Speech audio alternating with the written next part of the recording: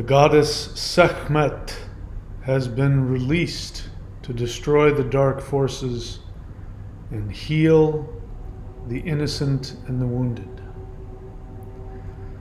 Hello, fellow human-like beings. This is Mahadeva, the Thunder Wizard. And as always, I encourage you to question your reality and then change it. The thunderwizard.com website is the website that supports this channel. Please go check out all of the subscription options: higher dimensional energy practices, personal mentorship, spiritual counseling, live Zoom group classes.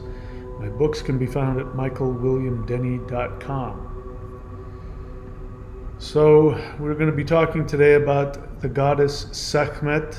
I have communicated with her, reunited with her, and I'm going to be sharing with you what I plan to do going forward with this goddess, as well as understanding where the world has been, things that have been revealed to me most recently. So first, I just got to get you caught up to date. I assume many of you are having these same experiences. So it's very possible you might be having this feeling that you can't see a future, that you can't seem to plan going forward. Things might be falling apart. Plans for schooling, plans for business, plans for homes, purchases, any kind of planning in the future having to do with the consensus, banks, jobs, all that kind of normal 3D stuff. You might be having a hard time either thinking about that, planning for it, or actually making it happen. And if so, you're not alone. I've spoken with many people who are having those same feelings. I'm going through similar things. Just planning things out for the next couple of weeks, like things I have to do, like for housing, I'm not able to do that. I can't get into I'm not going to get into the details about it. But just to relate to you, if you're having the same thing, maybe you're losing a job, maybe you're having, I believe that this is happening because the third dimension is coming apart. And I believe that it is very likely that the third dimensional consensus reality, which has to do with money and banks and jobs and fame and society and reputation and all of that stuff is coming apart. So we're not really able to interact with that anymore. I think it's very possible that we might be coming into a time when the financial structure may completely collapse. I think it's also possible that the dark force governmental system may try to impose some kind of control similar to what happened during the lockdowns. There might be something like that might come up again, which of course don't do it. Just don't do it, whatever it is. Now, this isn't a psychic prediction. This is just me coming from my feelings, and I've been wrong before, so you don't have to hold your breath on any of this. In any case, I want to share with you what's happening with this new goddess that has come into my energy field. So I've never been into Egyptian stuff. It's just never been my thing. To be honest, I've always rolled my eyes when I hear people talking about Egyptian spirituality. My experience has been that, New Age or Western magicians very late in recent history has gone back in time and appropriated this stuff and projected onto it and conflated, and so I've just assumed it's so far in the past that it's a waste of time.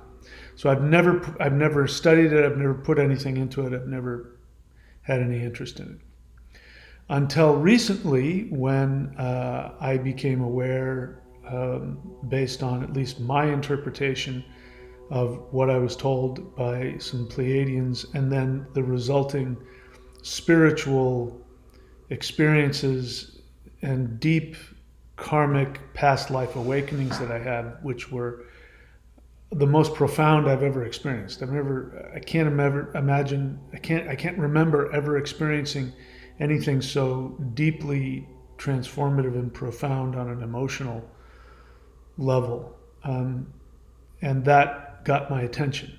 That's the reason why I believe what they told me. The Pleiadians who said that I was the king of Atlantis, which way back in Kali Yuga, and that I was responsible for the world falling and crashing so far and so fast because I used spiritual technology, stuff that we don't remember now, but things having to do with frequency and vibration and sound, and that I had set up places all over the world to vibrate sound and energy so that I could continue to create basically a force field around Earth that would keep Earth at the frequency of Satya Yuga.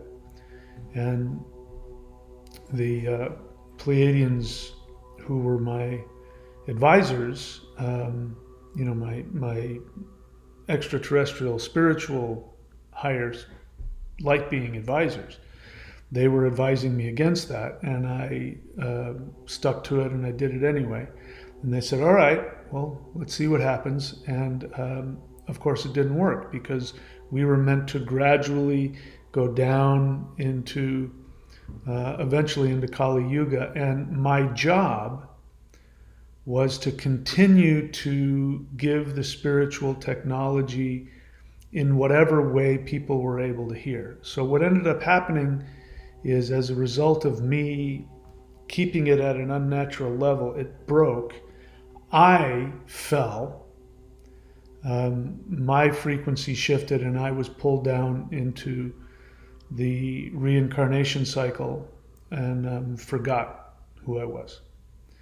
And so as a result of that,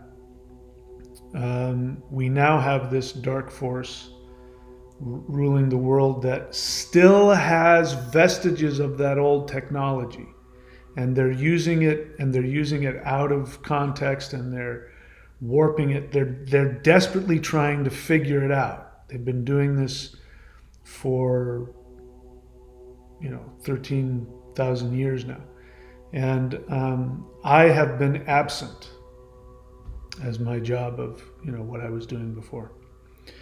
So now I am waking up to this, and if what I've been told is accurate, going forward after this shift, apparently I will have a very significant role, and I will go back to doing what I was doing before, which is helping to create a protective vibrational field around Earth, so that people can follow and live in higher spiritual frequencies.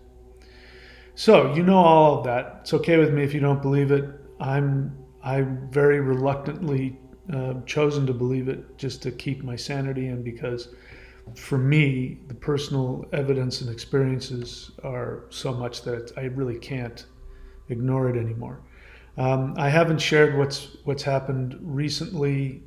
I'll have to make a video on it, but I've had the most fundamentally powerful energy download yet, and it was so intense. I thought that there was some kind of military craft above that was lasering me. I really thought that I thought it was over. I thought I was getting de-alived.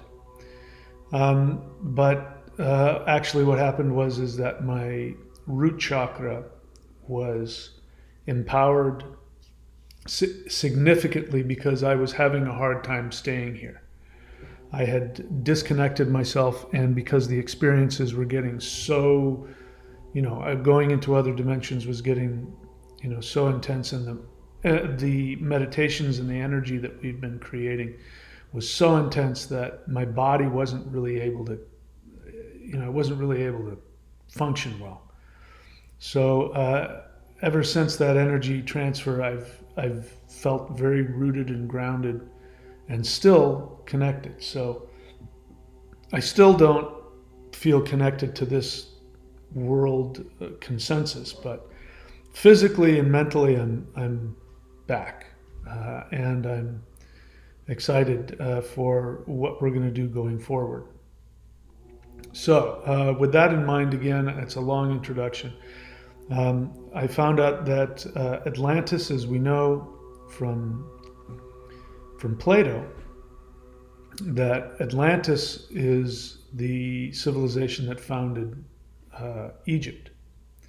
So what I've come to find out is that Egypt was actually a satellite city of Atlantis, and I'm going to make a whole video about what Atlantis really was. It's going to absolutely blow your mind. I've got geological, historical, archaeological evidence and spiritual evidence. It's going to absolutely blow your mind.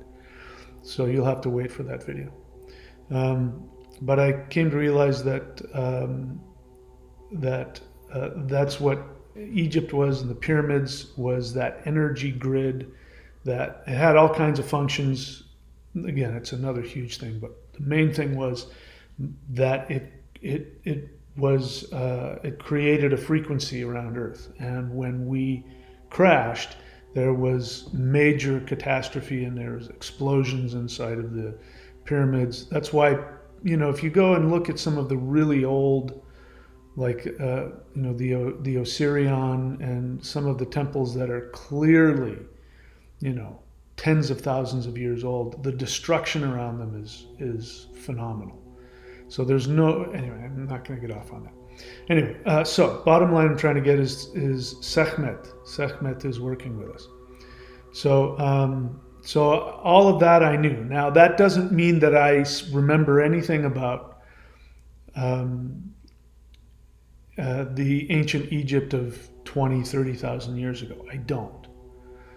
I only remember the general aspects of what I've been reminded, and my research is blowing my mind that, oh my God, this is right. I can see that they were right. What they're telling me is right.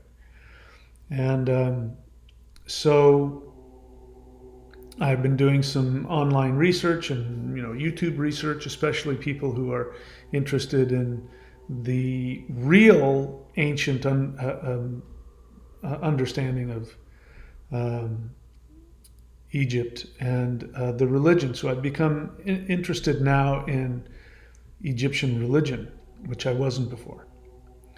So I came across somebody who had gone to, I don't even know what temple it is.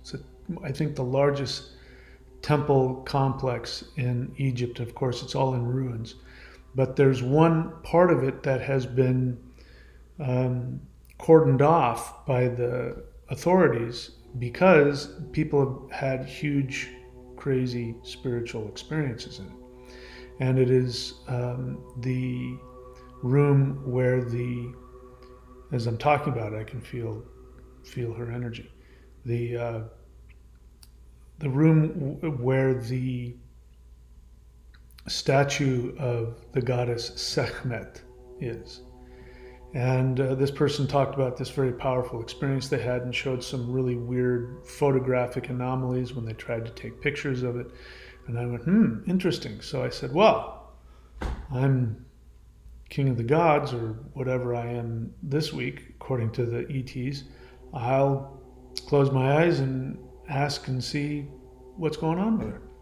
Because I had this feeling. The feeling I got was that she was trapped in like this, this temple.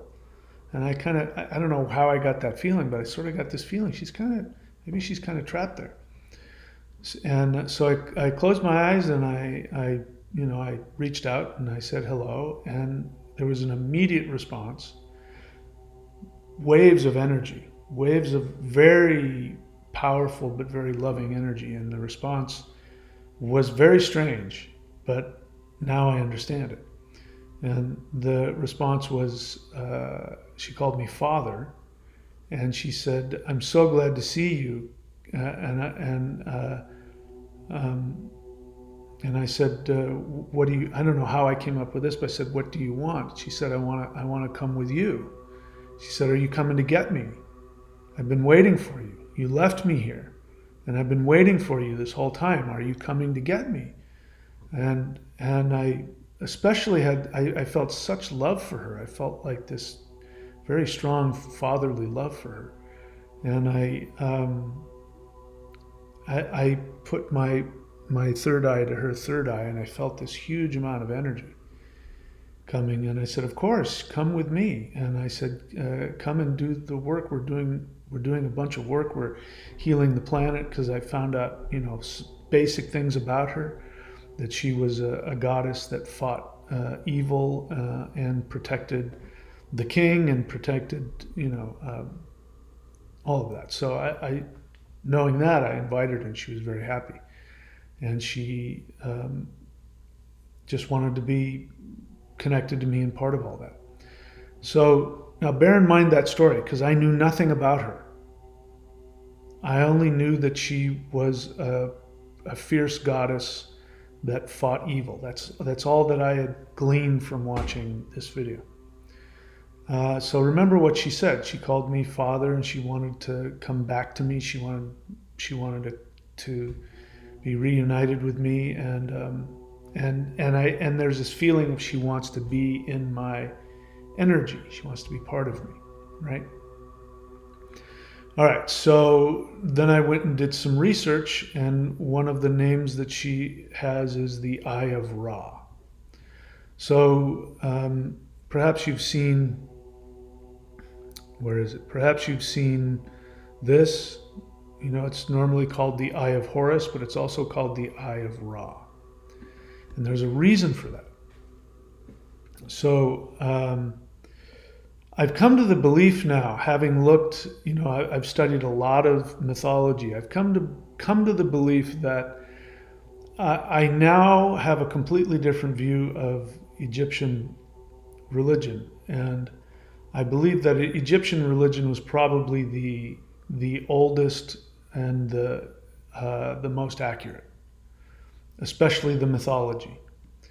And I'll explain it to you in this mythology. So if you remember, if you're familiar with the Germanic mythology, the way that it works is that there was this giant that was both masculine and feminine, and created the first god, and then that god created Odin, Vili, and Ve. Odin, Vili, and Ve went and fought against the giant Ymir, the titanic giant from which everything came, destroyed his body and created the universe from it, right? So it wasn't really that Ymir was this horrible evil thing, but there was this feeling of giant hen, And then if you remember, I talked about the Sumerian mythology, and that I believe that the Sumerian mythology had been distorted to support the imperial political designs, because where you find the mythology of that is in the empirical city-state capitals, And again, I give people a hard time for saying the Sumerian is the oldest, and yeah, well, so what? It was written by a bunch of emperors, and even though there might be some truth to the mythology, it's been distorted to support a empirical enslavement. And if you remember, in that mythology, Tiamat, who, as you know, also I now have this interaction with. Tiamat was the sea of empty potential. And this was threatening to the great grandchildren gods. And so the way that the myth goes is that Marduk, or depending on which city-state you find the text, Enlil, that Marduk went out to battle his own great-grandmother and ends up killing her and then slicing her body apart and creating the universe. So that sounds a lot like the ancient Germanic mythology. So in those mythologies, in order to have order, in order to create the world, which is now our consensus of third-dimensional reality. Remember, third-dimensional reality is a headset. There's nothing real about what we're experiencing. It is absolutely a simulation. We live inside of a virtual reality headset. And so what Marduk was doing was creating the headset. And so that's a distorted view. It's not an accurate view of what actually happened. So now you have that understanding that the source, the creation, which is often seen as the mother in the Germanic, it's a bisexual giant that is both masculine and feminine, and in some cases it's masculine, but in this case Tiamat is feminine, the feminine aspect of the pure potential that from which everything is created. And so to live in that, to live in Tiamat means to live in pure probability. It means living in a higher dimensional state. So in order to bring the order of the simulation, the 3D matrix, you have to kill, destroy the empty, probable state of reality, or at least you have to convince yourself you have, which is what we see in the Sumerian mythology. And we see it in other mythology. We see it in the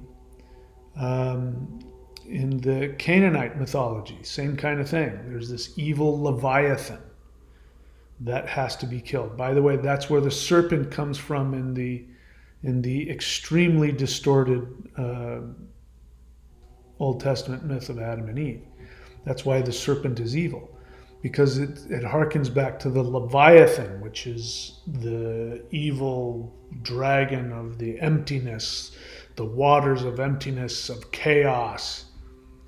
So these are distorted post-Satya Yuga. So after we started, descending down through Satya Yuga, the memories of the mythology, of the truth, starts getting distorted based on where we're at, right? So that's where people in the third dimension were.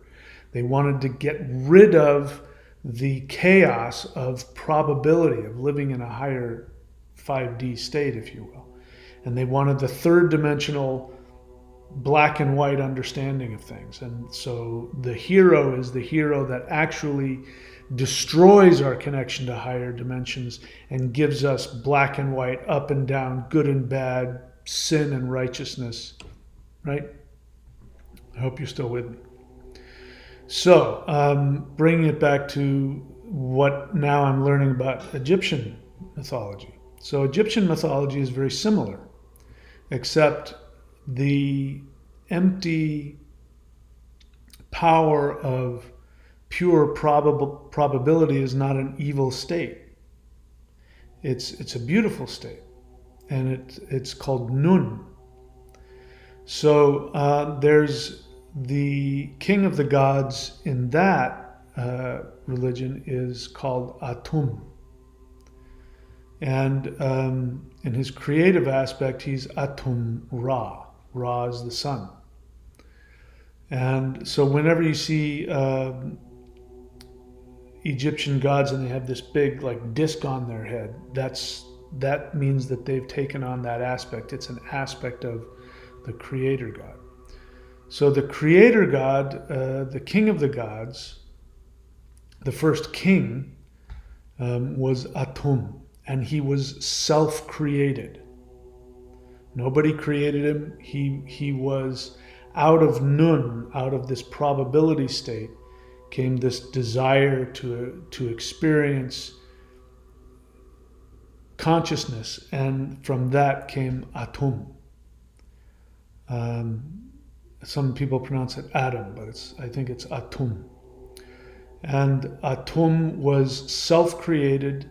He was, and then he started to create all the other deities. So he had an eye. Now, this is really interesting. The word for eye in Egyptian is irt, which sounds almost like the Egyptian word for action. Isn't that interesting? And his eye was his feminine energy. So his ability to see and take action came from the feminine within him, his Shakti.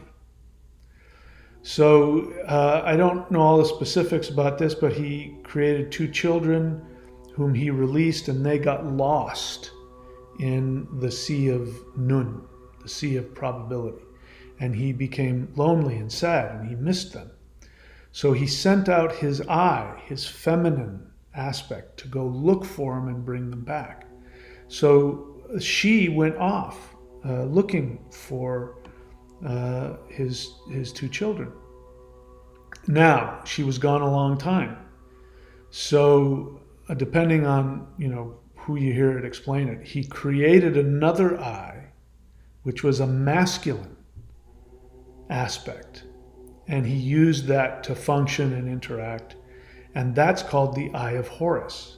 So the Eye of Horus is his right eye. And the Eye of Ra is his left eye. So his eye, he only had one eye in the beginning. He just had his internal vision, his feminine aspect. And he released that to go find his children that were lost in the sea of probabilities. And that's my term for it, the sea of probabilities. And so she found them and brought them back. And as she came back to him, she saw that he had another eye that had replaced her. And she got very hurt. She got very angry. And so she ran away and left him. And anyway, there's varying things that happened. But so he has 2 eyes. He has his masculine eye, which would be his right eye, which is his left brain. So what is the left brain? It is the intellect. It's the part of you that creates the 3rd dimension. It's the part of you that creates isolation and distance from everything. So this is why she was so sad, because the right eye, wait, do I got that right? The left eye. Anyway, what I just said, forget about what I just said. I threw things together.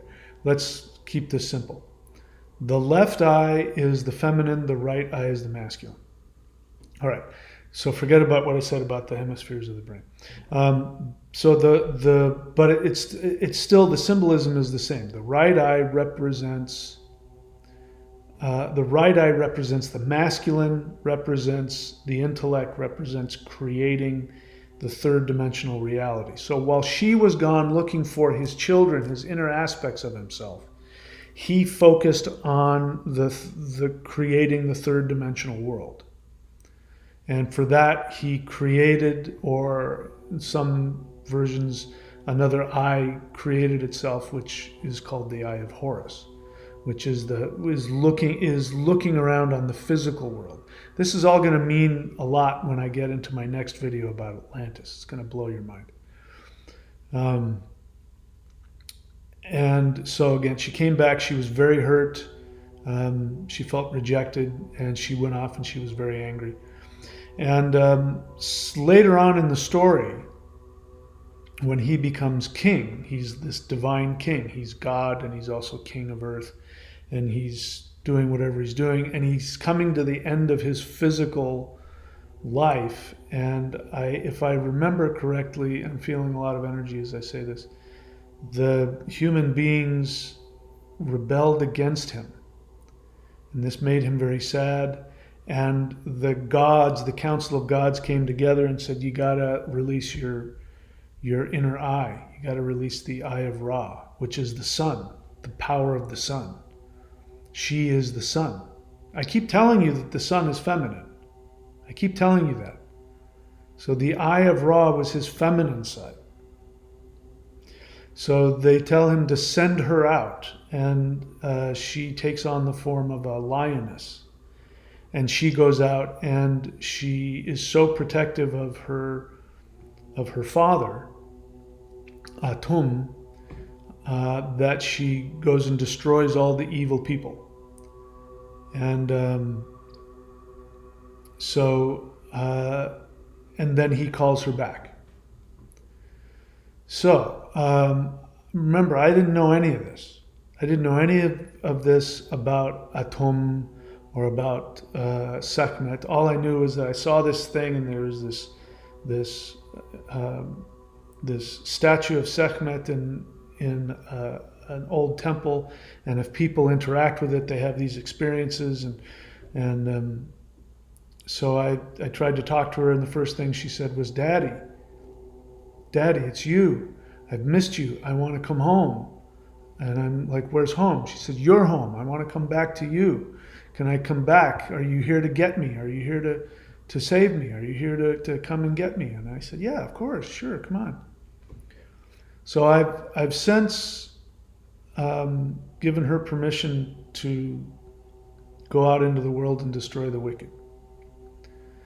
Now, there's another aspect to this, and this is, again, I'm sharing a lot of personal stuff here, and it's really wacky and crazy, and I just, again, I want to be transparent with you guys. I'm doing this because I just spent like 2 hours watching near-death experience or supposed near-death experiencers being interviewed, and I come to the realization that the majority of them are con men. They're lying.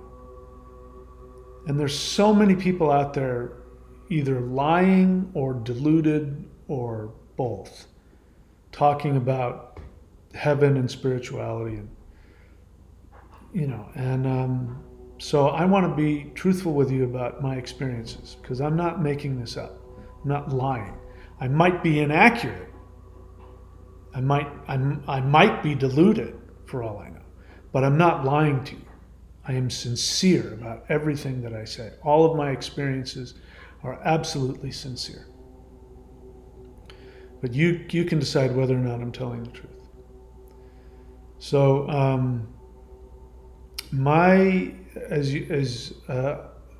as you know, I now have a relationship. I've had a relationship with the sun, and I call the sun my mother, because she is.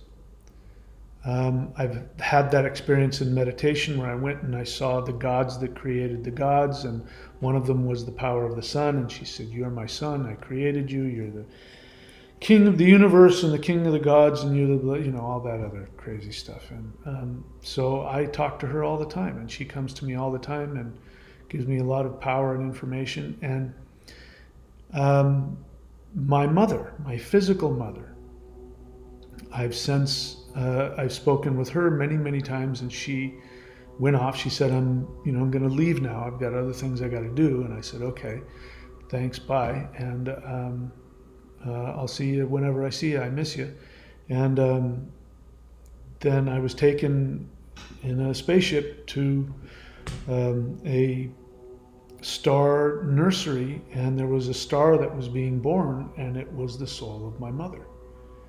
And she had done that among other reasons so that she could watch over me and empower me and protect me. And it was incredibly emotional, that whole thing. So now when I look at the sun and I say, hi, Mom, it has multiple meanings, but one of them is I'm saying hello to my physical mother.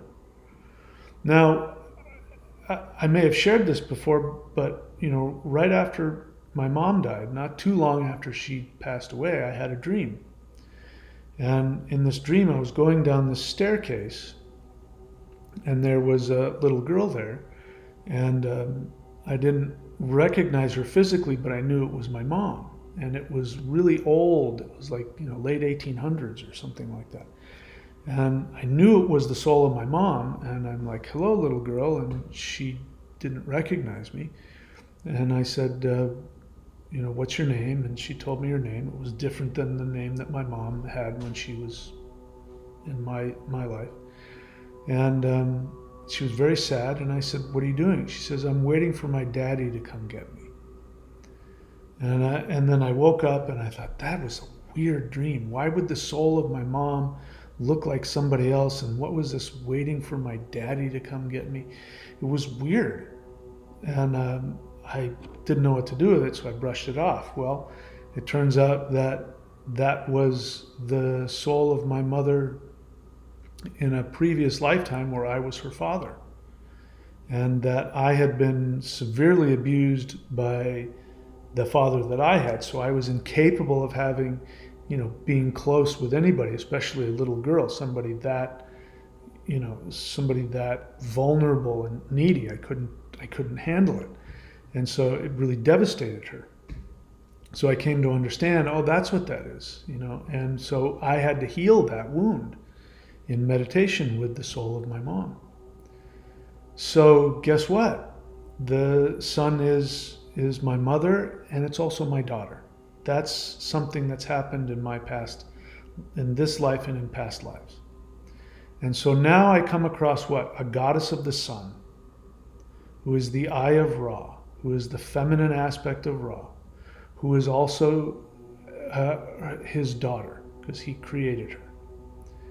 And here she is in a temple, and she's been waiting for me to come get her.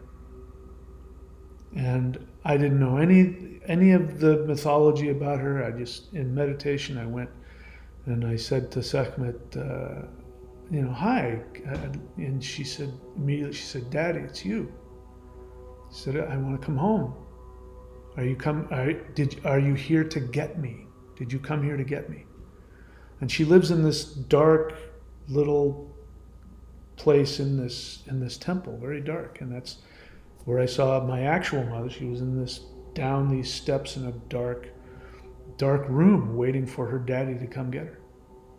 So all of these weird ripples are coming together, and it's like multiple dimensions and multiple lifetimes are starting to come together. In any case, we now have Sekhmet. Sekhmet is with us.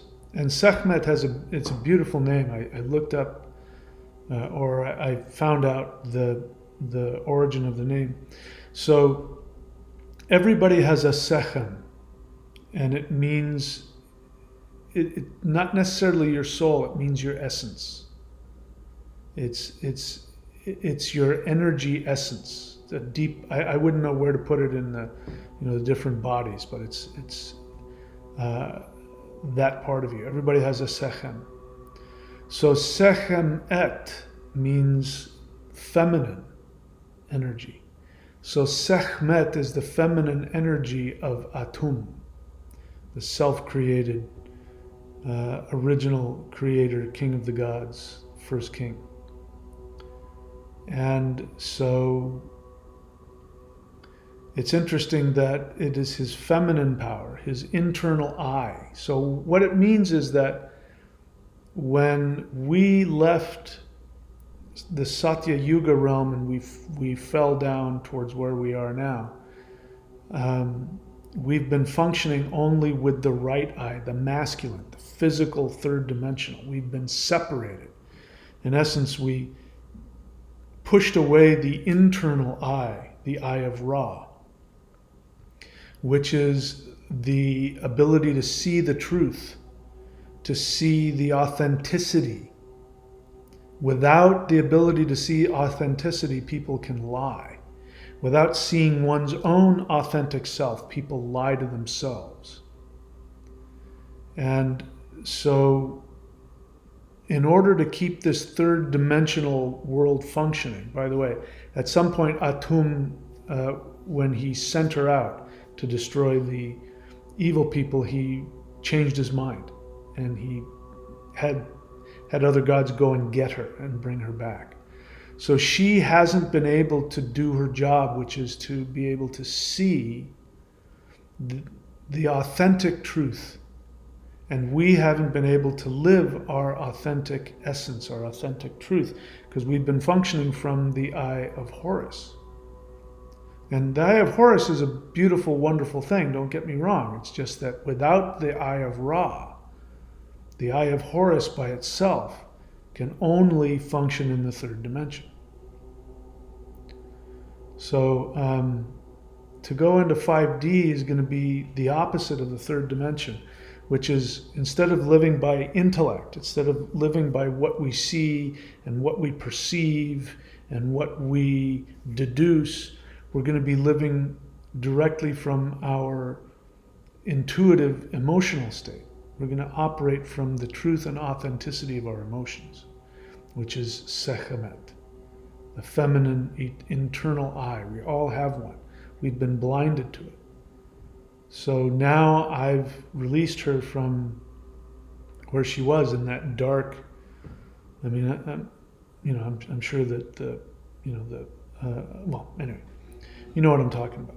In any case, she's now back, and she's with us, and I am going to release her into the world to destroy the evil people. And my prediction, this is not a psychic prediction, but my prediction is that the dark forces are going to suffer horrific defeats, and everything is going to be revealed, because the eye of Ra sees into everything, sees into the essence, the truth of everything. All of the lies will be revealed. And this will be a horrible time for them, but it will be healing for us. Now, Sekhmet, even though she is a goddess of wrath, she was also worshipped for healing. People went to her for healing. And I don't know how true this is. There was another thing I saw where people who go and take videos of that, there's light comes in through the top, and people will hold their hand out, and this weird thing of a green hand will put itself over their hand. Now, if you notice in this picture, she has green eyes, but lots of times you'll see her painted green in different representations, because green represented healing, represented the growth of plants, and it represented healing, and so she's also a healer. So she heals through the purification of the lies, because nobody does evil and tells the truth. Nobody does evil and lives authentically. So it's not that she's full of rage and she's hateful. It's that you can't hide anything from her. And that truth is destructive to those who want to hide. Right? And anyway, I can go off on that. Anyway, so I just wanted to stay connected to you guys. A lot of things happening on my end spiritually. I'm sure there's a lot going on for you. Anyway, buckle yourself in, because things are going to get very real. I don't know exactly how, but I also recommend that you do not live beyond one day at a time. I mean, that's always been good advice, but now more than ever, because it's probably going to be harder, especially for spiritual people, to be able to think more than one day ahead, because you cannot plan anymore. You cannot live in the 3D reality. It's just because it's coming apart. You're probably, many of you I know already, but it's possible you may lose relationships. There might be people, friends, co-workers, family members who will out of nowhere just get rid of you and disappear, or attack you or become irrational. And it has to do with the separation of the frequencies. And people who are choosing to stay in the lower frequency, there's going to be a separation of even more of people. So I think there's going to be more of that before things turn around. And I do think things are about to turn around. And how that's going to look, I don't know. And how the three separations of reality are going to look, I don't know that either. But anyway, and I also think besides all of this chaos and negativity, there's going to be huge spiritual empowerment. I think there's going to be stronger waves coming from the sun and stronger interactions. By the way, whenever you know you're getting hit, you can feel in your body you're getting hit with solar radiation, you should meditate. You should go and talk to light beings, because that's a portal. The light creates a portal to their dimension. So if you want to have a powerful experience with light beings, when you know you're getting hit with solar radiation, meditate. All right, so I'm going to leave it there, and I've got, like I said, you won't believe the stuff that I have found about the where is it? Atlantis. This is where Atlantis was. Wait, no, that's not. Where is it? Is this it? Nope. That it? Nope. I mean, that is it. But let me see if I can find it. No, dang it. There it is. That is in North Africa. That is a real, that's a real geological thing you're looking at. And this is taken from space. And what the heck does that look like? Well, we'll get into it, but that is actually the Eye of Horus. That is the Eye of Horus, and that is where I used to live a very long time ago. And I will explain all of that to you and how important all that is. So that's it, my friends. Thank you so much for your time, as always. I love you. Remember, you're the most important being that has ever existed. And the only thing you need to do to be lovable is exist. In fact, there's nothing you can do that will make you more lovable. Nothing. Please take very good care of yourselves. I'll see you all very soon. And say hello to your new fellow thunder wizard warrior, the goddess Sekhmet.